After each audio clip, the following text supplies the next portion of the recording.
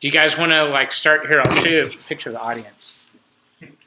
So we're here in the basement of Baby Castles. Well, Baby Castles is our gallery, video game space.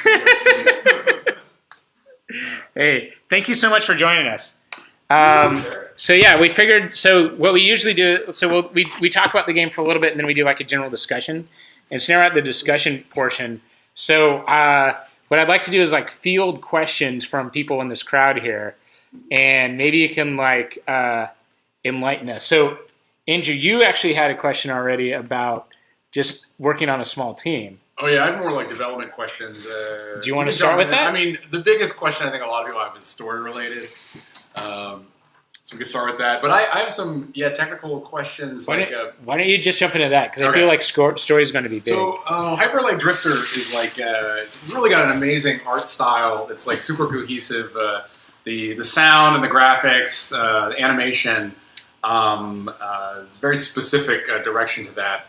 And I was curious, like how did you achieve that with a team? I think like what was like a normal week like when you guys were developing this game?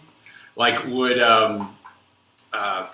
like did you guys just work full time, or did you like what was like a typical week? Would you guys have meetings with everyone? Like how did you keep the artistic? How did you have a team that like had to make a huge game but kind of maintain kind of the motivation and like the artistic vision week to week on the project? I mean, we were working full time, and maintaining that motivation, I think, was a lot more about, I guess, us seeing the unique vision together and wanting to make it all our own. Like, it was initially my idea, but it became the whole team's, and I think that's a good way to keep everybody on track and on course and, artistically motivated, is involve them as much as possible and give them their piece of the game that they feel like they can own and they feel like they can shape. Because on a small team like this, that's pretty much how it has to work. I can't do everything myself, and I don't want to do everything myself. And plenty of the ideas that came out, were shaped and informed by a lot of members of the team through long conversations that we had throughout the course of development. So I think keeping it highly collaborative and having a lot of design conversations with everybody on the team continue to make that process feel viable for everybody. Whereas if I was just kind of in my iron tower doing things alone, that wouldn't have helped. But it's just about involving everybody as much as possible. In the core, like the core team, I think it's worked with a programmer on Samurai Gun. Was there like a core collaboration team, and then more peripheral members like the sound design team, or did really, it was a pretty small team overall. It was myself and Bo to start with. He's the guy that did Samurai Gun. And then once the Kickstarter took off, I pulled in Casey, who's an old friend, and Teddy, who was a newer friend, and eventually pulled in Sean, and who was the animator, who was a total stranger, but became a good friend through this project, and Rich Freeland, who was still living in Berkeley at the time, and so he was less involved on the day-to-day, but he was still involved pretty heavily throughout the project. But that was kind of the core in LA that ended up having all the conversations and, channeling the story and design of the game overall and the feel of it. Yeah. Eventually, Cosimo joined up near the last 9 months or so of the project, and he was helping out with art and everything, and some story stuff. And Akash was our sound guy for the sound effects and some atmospherics. But he was also out, in the Northwest in Seattle, so he wasn't a day-to-day person either. It was just like, here's the task list for the week. So the core of us, there's 4 or 5 of us really on a day-to-day basis that we're having conversations several times a week. And I was looking at your guys' website, and you have a couple of job positions opening, and in the description you say everybody is kind of wears a lot of hats. So it sounds like no matter what your role is, you're still working on some kind of game design aspects and some kind of QA aspects. Yeah, I mean, that's kind of the thing with an indie team. Like, you all have to be able to do a lot of different things and manage and juggle a lot of different aspects of the game, because even for somebody like Sean, well, he was the most focused, but because he was focused on the animation primarily, but he was still involved in a lot of the design conversations and story conversations and even some of the music conversations, like when we're putting the trailer and everything else for the second or third one for the launch trailer, deep into the project. So even he, the most focused person, still had a ton of feedback and still had to put on that designer hat several times a day. But folks like Teddy, who was doing a lot of programming on the systems side of things, and he was doing some level design, and he was having design conversations with me, and he was giving feedback on story and whatever else. It's just kind of how it works when you have a handful of folks working on something together. You can't really say, "Hey, go in your corner and work on this for a month." You have to be involved pretty deeply on a lot of different aspects if you want this thing to work. Was every member of the team playing through the game constantly to check the current state? Because as the game gets pretty large, it's hard to see the whole thing at a glance. Did you ever feel like you were kind of losing, the game was running off into a direction that it was not intended, or it seems like no, I never felt that. I think there was. It's easy to look at a thing for too long and start to lose focus and start to feel like you don't know what you're looking at anymore. And so what helped was, everyone was, or most of the team was playing the game on a regular basis, and we were kind of bouncing level ideas off one another and making sure that this level worked or this encounter worked or whatever else. And another thing that we would do is we'd have one or two team members that weren't involved in the level design side so much, and we would make sure we play tested on a few other folks before we brought it to them, and we'd observe them internally before we bring it out to friends or people like Glitch City to play test and observe that. So these kinds of sub steps so that we get an idea of oh yeah, Sean hasn't played this level for 3 weeks. Let's let him play it and watch what he does. Because Casey and I are going back and forth on levels all the time, so we know those things inside and out, but Sean doesn't. And then once Sean plays it, we can make tweaks and adjustments, and then we can take it to a legitimate play test outside of our own little bubble. Cool. Yeah. So one of the things we were talking about earlier was the co-op and how that felt. Mm-hmm. At least for me, I thought that was really well executed. And that was a later addition to the game. Is that right? No, the co-op was one of the first things we put in there. Oh, okay. Actually.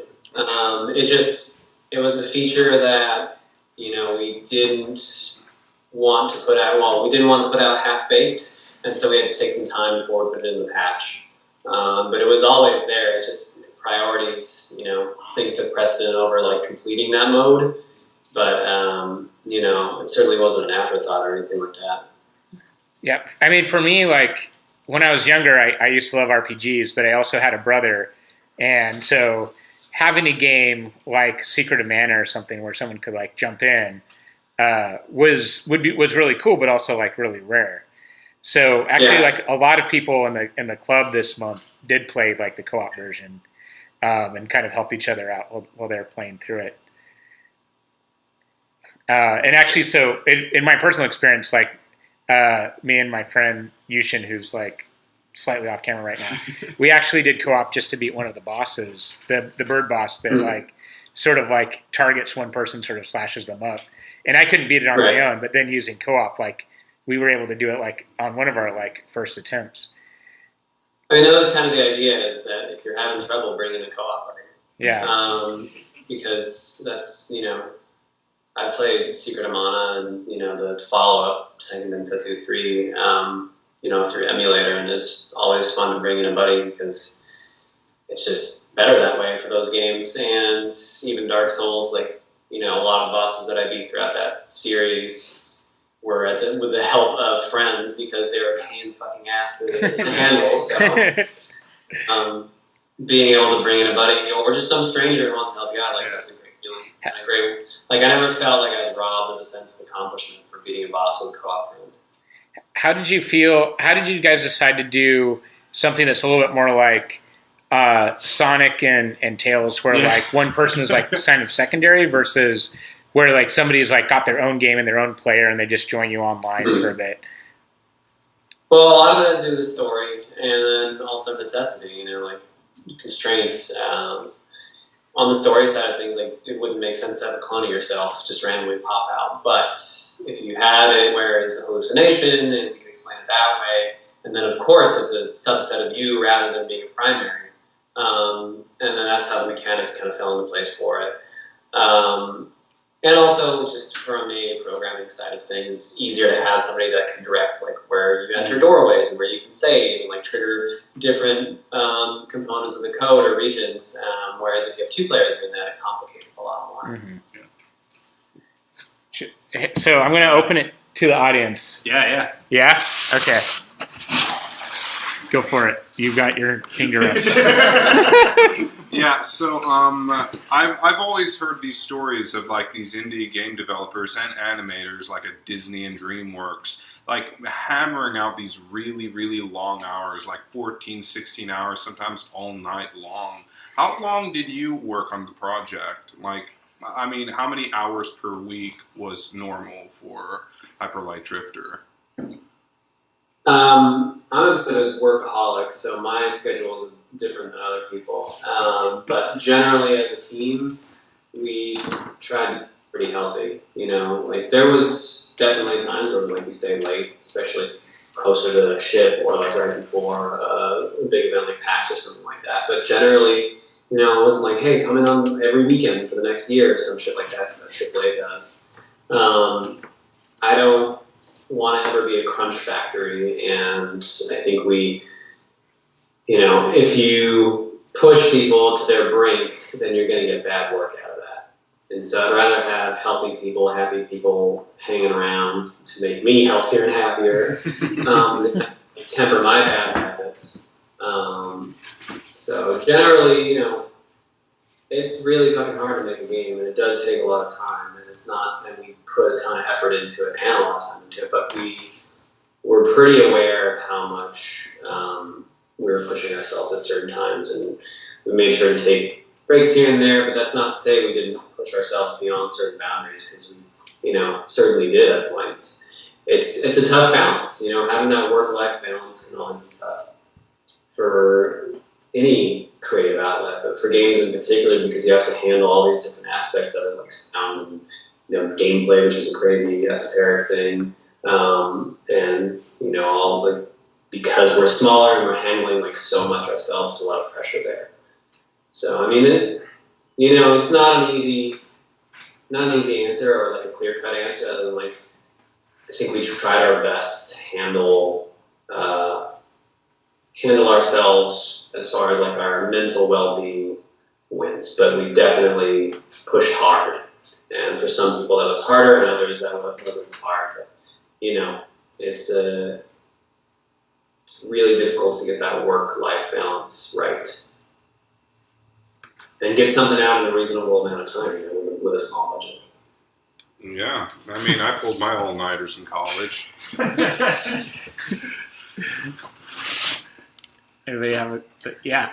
I wanted to ask a little bit about the, I guess, like the cutscenes or whatever, the full screen animated cutscenes, because I thought those were some of the most striking things about the game. They had like such fluid motion, even though they were all like pixel art, and they were scored very differently musically than the rest of the game. So they they really caught me off guard. So I was wondering sort of how that particular style came about. If there was any, they sort of reminded me a lot of like that, I can't remember his name, but that animator guy from the 70s who did like the Lord of the Rings and Wizards. Yeah. So I was like wondering if there's anything you could sort of say on the subject of them. For the cutscenes, I mean, we really only had a handful of lessons. I mean, we had like the intro, and we had the end piece, and then we had couple of really brief ones in between for the hallucination stuff. Those were a product of a long process between several of us on the team. Well, all of us on the team, really. But several of us in particular focusing down on like the core ideas that we wanted to convey up front for the player. And we still wanted to keep it obscure enough so you get a sense of what's going on, perhaps, but you're not quite sure, and you can interpret it how you want. Same thing with the ending, and really the whole game is based around that premise for the story. And for the cutscenes in particular, like we felt that we needed to establish some pretty clear anxiety and some pretty clear, surrealism in the feel of it. Because that's how the world kind of is, or that's how we built the world out.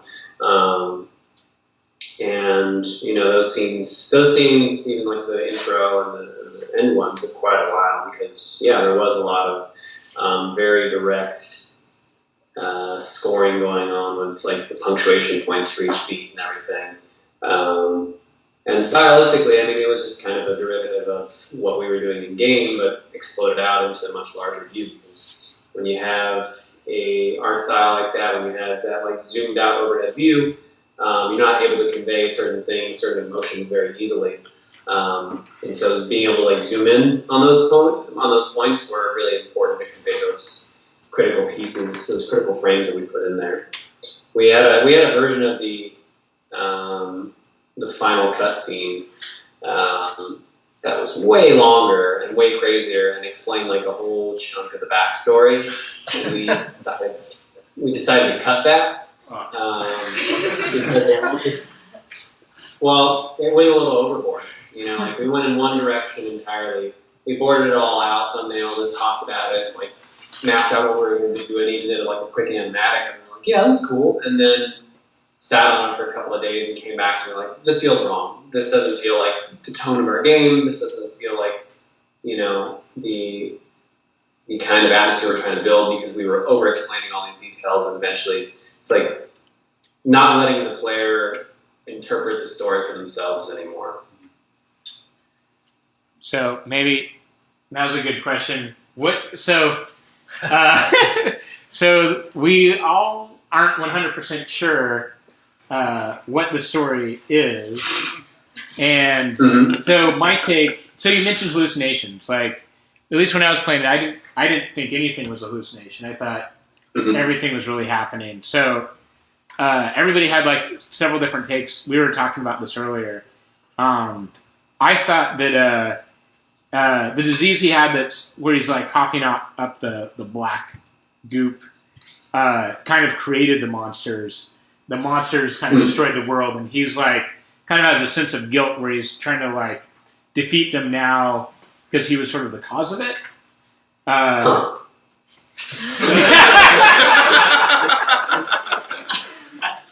So yeah. Would you like to share like what we were supposed to get? No. But there are hallucinations. I think that's a super interesting interpretation. Part of the purpose of the ambiguity of it, and the way that we presented the story, telling in a very visual manner and asking you to like pay attention to certain key details, was because, again, we wanted anybody who's playing it to have that interpretation, to make the story their own in some way.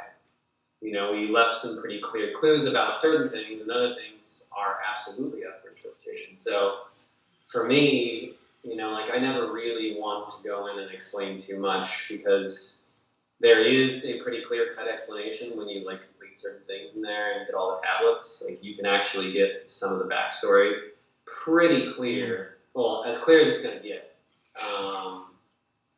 So it helps inform those things that would maybe change your opinion on what's going on for what you just said. But other than that, it's like, for me, part of the joy is listening to what people have to say about the story and what they got from it. Because getting all those tablets and getting that secret text to explain some of the backstory or some of the history takes a little bit of effort. I mean, you can find it online in 5 seconds and read about it. But Yeah. it gives you like a basic outline of the previous history of this world. And again, like I think once you pick up on some of those cues, you'll start to maybe make some connections between like what's going on currently and what happened previously, and why things are the way they are.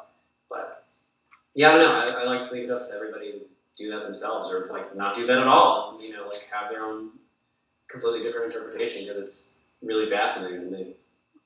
So I was trying to play it like it felt very Legend of Zelda, Link to the Past, and very Super Metroid kind of. So I was trying to play it like as a kid. I didn't have internet, I didn't have a computer, and all you have was like other people to maybe talk to at lunchtime. So I was trying to play it sans internet. So I was able to beat it, but I didn't find very much. I found 6 keys and 2 outfits, and really didn't know what was going on. But I got through the game. Yeah, I mean that's part of it too. Is like we ask the player to work hard to like actually get to the core of what's going on. Again, there is some of that story reveal that you're maybe looking for, but it takes some effort to like actually snag all those little tidbits and put them together for that like full tablet reveal.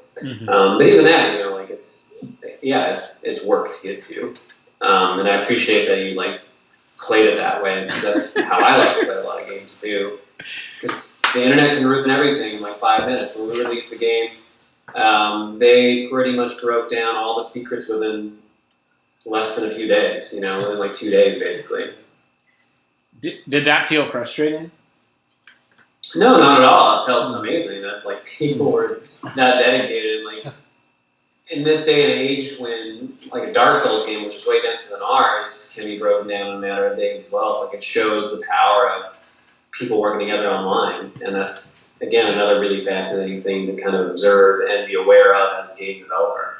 It's like if you want to stuff your game full of secrets, it's going to be real hard to hide that stuff for very long. Like the longest running one for a while that I can remember off the top of my head was Fez, and like that big dark cube that they had in there. That took a couple of years for people to crack. But other than that, like the internet will break down your game real quick and figure everything out. It's like in less than a week, probably in a day. So Did that factor into any design decisions? Like knowing that there would basically be a super extensive free strategy guide like on release that everyone has access to? Like, did you ever say like, we don't have to explain this specific thing because we know it'll get figured out in like the hours? There was a little bit of that, but as mostly the attitude for us mostly it's like, can we make things harder for people to do, because we know that they'll find out this piece over here, like stash this thing even more in an even more secret manner. Like, how can we hide things better? And so we pushed that envelope a little bit on certain ends, but for the most part, it was something we discussed and talked about and influenced or impacted the design to a degree, but it was never enough to like take us off the route that we were on already. It's like we made stuff the way we wanted to make it, and we had an awareness that the internet can completely reveal any parts of these, and we just have to kind of come to terms with that, because we're not going to be able to like hide everything perfectly. And even if we do think like, let's hide this a little bit better because we know the internet will do that, like you don't want to make it so obscure that most of the players don't get it.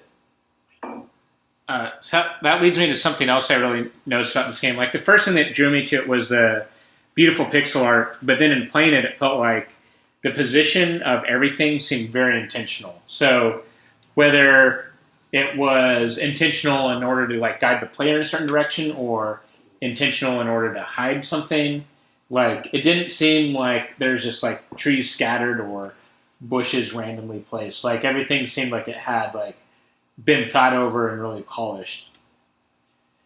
Yeah, I mean, I touched every single one of those rooms myself and polished them off.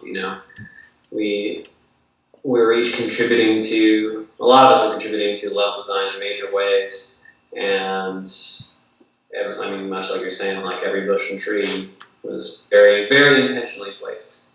So every room was handcrafted to a pretty extreme degree. And, like, I hand painted all the lighting in every single room. So there was a lot of custom work that went into it. There's nothing procedurally generated, or there was no like scatter brush. Like, let's paint a bunch of trees here. It's all this tree has to be here, this one has to be there, and because of the shape of this, and got a path for that. Like, it took a lot of time and effort to make sure all that stuff was well placed. I have a question. I saw an early Kickstarter trailer of the game, and it seems that there is a lot of like you can controlling a robot, like sitting on a robot and controlling it to be. And there are other kinds of bosses that I haven't seen in the game. Did you took out certain part of the story from the game? I mean, when you're making a game and it's on that kind of a timeline, which for most games it is, like a lot of games sit in development before they're revealed at E3 or whatever the hell for years, and so games change a lot from the initial conception to the actual release. For ours and for the Kickstarter reveal, like we still got a lot of the stuff in there that we had proposed and that we didn't even put in the trailer. But there are absolutely things that changed about it or that we cut because we thought like, oh, this actually doesn't fit anymore. This fits better. Let's replace it with this. So that initial trailer and some of those initial concepts, again, either changed or cut or got replaced with better things because that game that was pitched initially was much smaller than what we ended up going with at the end. So. But hey, games change over the course of years of developing. Usually you hope for the better, so. And in our case, it would definitely be the better. Yeah, I went through all my old Kickstarter emails, and I noticed that, like, every couple of months there'd be an email that was like, okay, we added this area now. Okay, we added this area now. Like, the Kickstarter updates were essentially, like, explaining, like, as the map was growing and growing and growing. And that's all something, because I never paid attention to my emails, I didn't catch, like, the first time around. But I went back to, like, look for the instruction manual, like, also after I beat it. I'm like, I'm sure this is in my inbox somewhere. So I kind of combed through all that. So it seemed like, at least when you guys started, and maybe you can correct me on this, there was maybe, like, a couple zones, and then you added 2 more as the time went on? Or was it always like the map was always kind of like set from the beginning? No, the map was flexible, you know, in the early part of it, it was, there was some more interconnectivity and it was a little more ambiguous as like discrete regions being as discrete as they ended up being. But again, it's just part of the process where it's like, as far as the gameplay went and how we wanted to structure the game, we just kind of slowly went into this direction that felt better and better as we started really crafting the levels out. So things changed and disappeared and altered, and additions came in and all sorts of stuff. Again, throughout the course of a few years happened. So. And what did you think of the overall reception? Like most people I talked to really, really, really like this game. And did you knew that you were making like a masterpiece when you were building it? Or was it sort of like, a surprise? Like what did you think like once you started giving feedback on it? I mean, when you're making something, you hope that it resonates with people. As an artist, as somebody who's doing creative work, I think the best you can hope for is that it connects with and makes an impression on your audience, and that you even have an audience in the first place. So, I had high expectations of myself personally, like put good work in, but I only like dared to like think about it for a little while. Like, what's the release going to be like? What are the reviews going to be like? And of course, if you always are antsy about that and want to believe that things will be good, but I think it would be pretty cocky to be like, oh yeah, we were making the best thing ever. It's like, no, we had plenty of self-doubt when we were making this game, and plenty of questionable ideas that got tossed out or thrown back in or changed throughout the course of development. So, and again, like an earlier point that I made, it's sometimes hard to see the thing that you've been looking at for so long. Mm-hmm. It starts to kind of melt a little bit into itself, and it's hard to pick out the details and the faults and whatever else. So, like, maybe you think about it too much, and it's like, oh, this is all terrible. And so you go through these different phases of, awful, and like, oh no, this is actually good, we're making a good thing. And I guess for me, the best balance was when we could have those moments of relief after we did a play test with somebody or a group of people, and like, oh right, they actually liked it. Or, hey, this is exciting, it's coming together. And I think that's true for a lot of people making games. Like, you don't really know if it's going to be good until it's basically done. And even then, you don't really know. I mean, you can hope as much as you want, and you can be an asshole and have like overconfidence about it. But you really shouldn't, and for us, again, we had a lot of misgivings about it. Or we had a lot of anxiety as creative people, as people were putting a lot of effort and time into this product, into this creative endeavor together. And it was our first thing together. Like, we didn't know really what was going to happen with it ultimately, regardless of our hopes and dreams. Like, how can you be? How can you be sure about that stuff? Especially as an artist with a lot of self-doubt. So, yeah. Did you put a cipher for all those little the characters? Did you put a cipher in the game, or did you kind of leave it for people to figure out on the internet?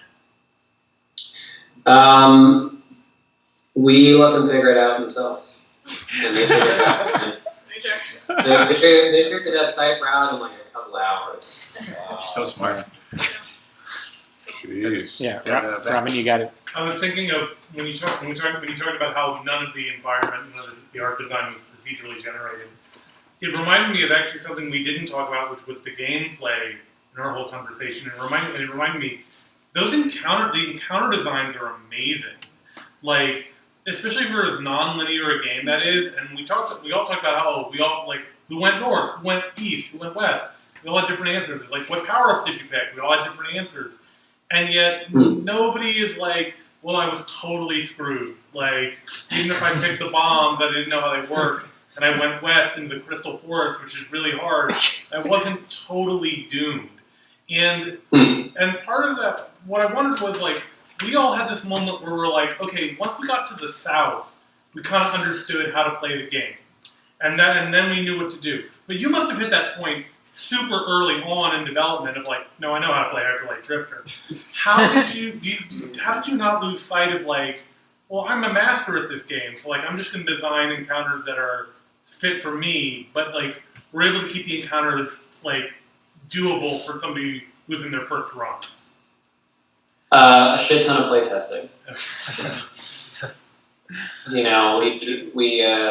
We play tested internally, we play tested with other friends, developers, we play tested with some extended friend networks, and we did it on a regular basis, on a bi-weekly basis for more than a year straight.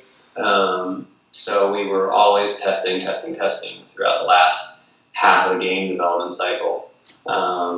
Because you can absolutely get blinders on that stuff when you become so good at a game playing it. And it's easy to be like, oh, this is too easy. It also helped that we have varying degrees of skill on the team itself. So it's like, I'm like middle to high ground, or to high level as far as like skill level goes. And Bo's higher level.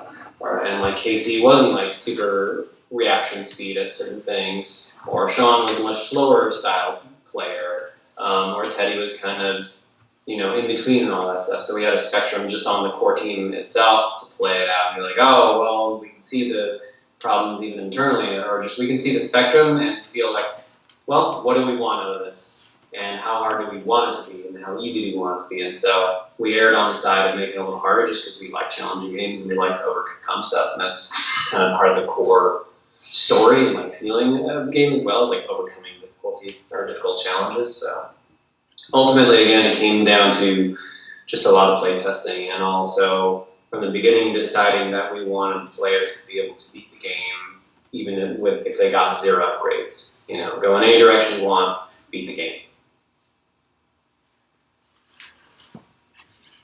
It would take a lot of skill to do that. Without any bonuses, but as a person who tries to run Souls and without a nude run, then it can be fun. Yeah. Or it more came from like the Mega Man design ethos of where I would almost always avoid using the rock, paper, scissors. Like, this one does this to this boss, and so it damages really quickly. I'd rather just do a Mega Buster run throughout the entirety of the Mega Man games. Well, I know there's like a whole community that does like Legend of Zelda runs without the sword.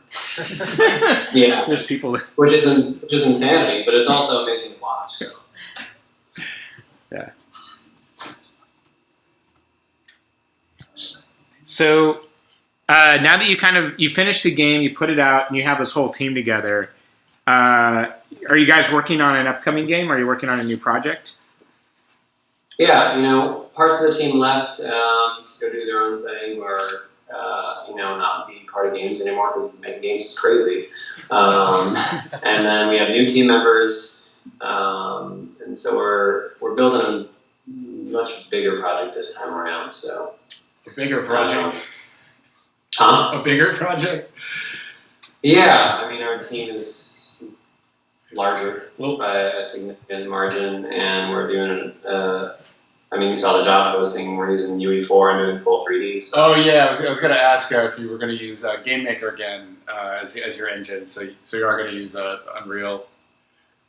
It's probably Game Maker is great for 2D stuff, and it's great for rapidly prototyping. I'm trying to think of a more beautiful Game Maker game.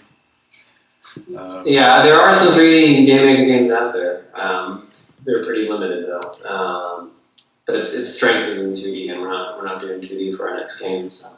Will you also try to fund the project in a similar way with a Kickstarter, or will you kind of just go in the direction you want to go in with this one? No, we're not doing any public funding or anything like that. Kickstarter was quite an experience for me, and I, maybe someday I'll go back to that. But right now, it's like, no, we're all right. I don't want to.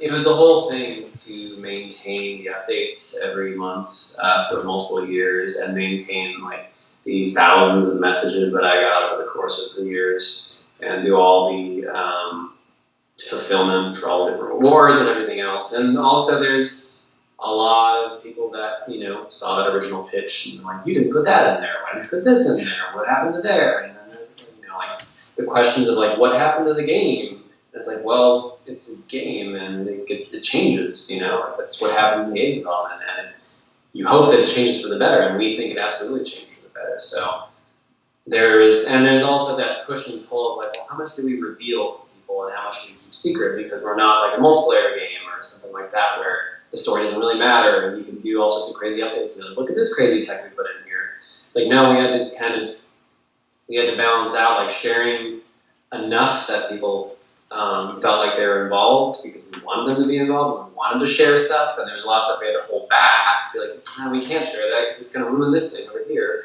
We want you to actually just play the video game. So it's a tough balance when you're in the public eye like that for multiple years throughout development. And then there's also the sting of people being like, where's the game? And why is it delayed? And, well, because all of these reasons, because video games are like always delayed. And you just don't really see that. Again, all these games that are revealed to E3 or PAX or whatever else it is now, they've been in development for a lot longer than they have been like out in the public eye typically. And sometimes they get canceled or rebooted or completely changed from the original design into this. So it was a difficult balance to find being on the public eye like that all the time. And, wanting to just kind of be heads down and work on this stuff, and then also support the community that helped bring this thing to life, because we have a responsibility for that. And I felt really like a connection with the community that kind of sprung up around this game. Like this, that was something that was really great and touching and amazing, and I wanted to make sure that people were engaged as much as we could possibly keep them that way without ruining the experience for them. So is there anything you want to reveal about the next game? Other than it's 3D and a UE4, no. That's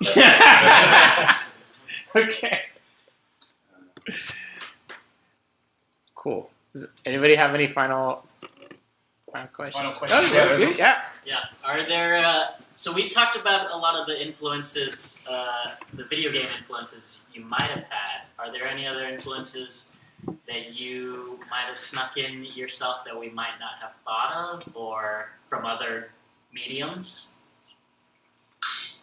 I mean, like, for me, influences can come from anywhere. And for Hyperlight in particular, there's a lot of, like, 80s anime was a big part of it, and or just even 80s cartoons in general, because that's what I grew up with. That's the kind of, like, feel and tone and atmosphere.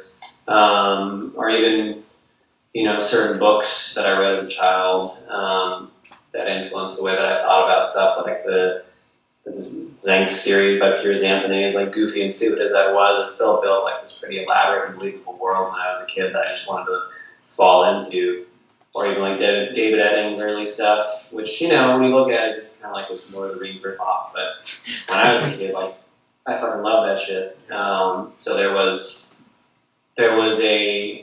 an adventure that like he and like a interaction with his characters and like the world building that he did that I thought was super fascinating. And so taking bits and pieces from all sorts of mediums that I've loved throughout my childhood and throughout my adult life, and being able to kind of make those work in a space that is interactive is difficult, but also really exciting and fun to do.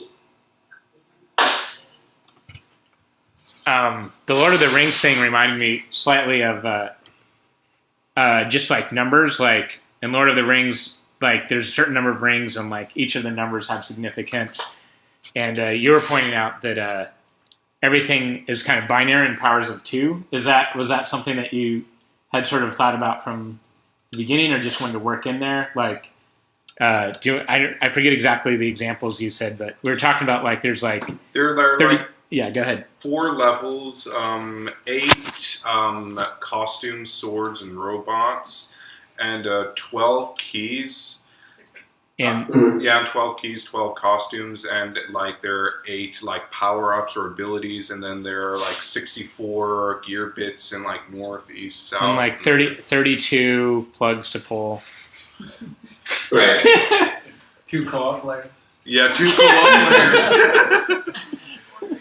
One single player. Yeah, you know, it's a lot of that just has to do with what kind of felt comfortable, and how we wanted to like build up that world, and how we wanted to intertwine like all these different components that seem disparate, but also, you know, they work in that numerical factoring, and slot and fit in together well. So, you know, a lot of it is feel, and then some just like basic logic about number theory and stuff like that.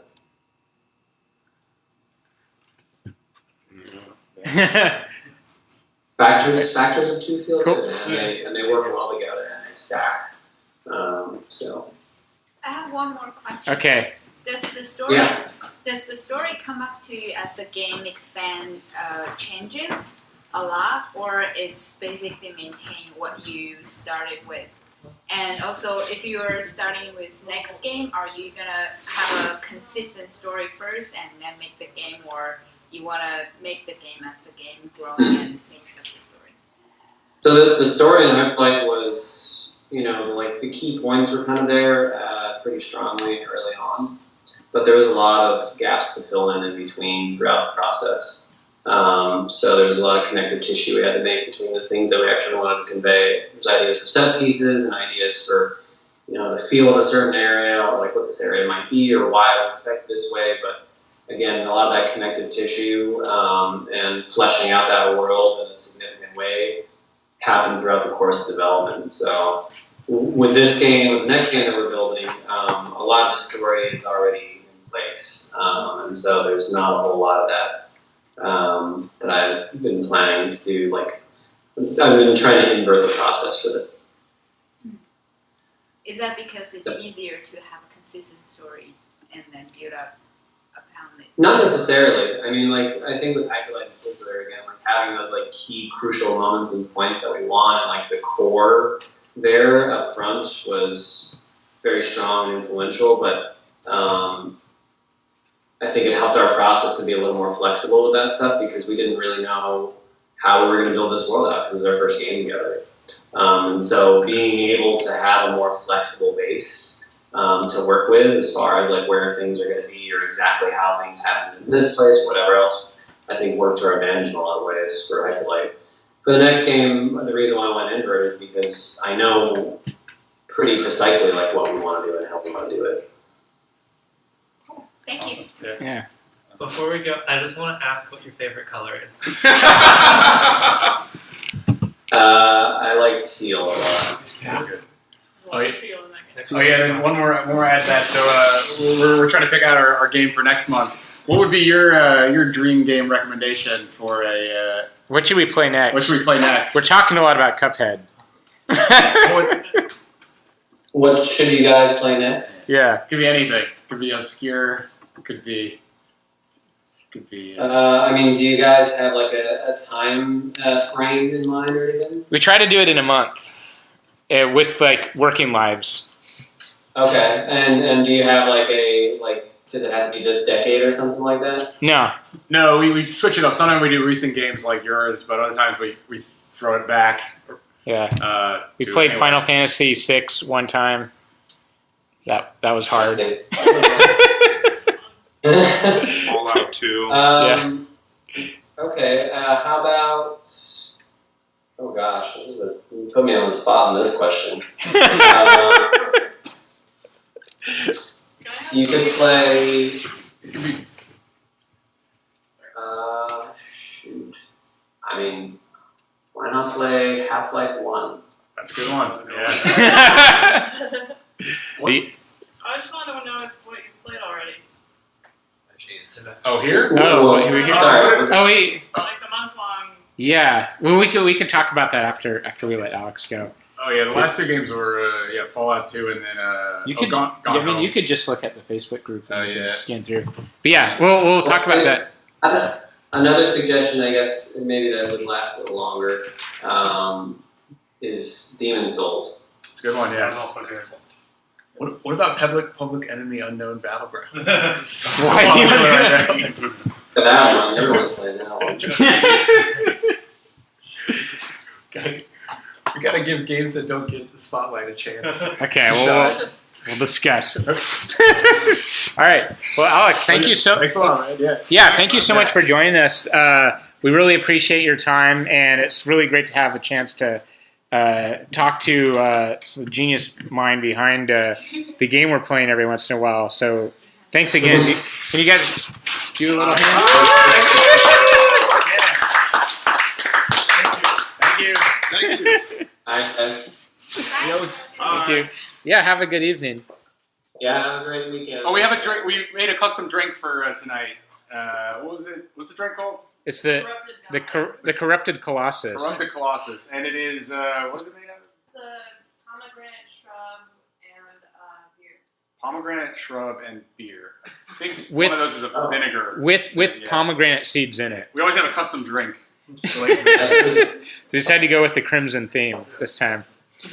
cool. That sounds like a delicious drink. Cool. All right.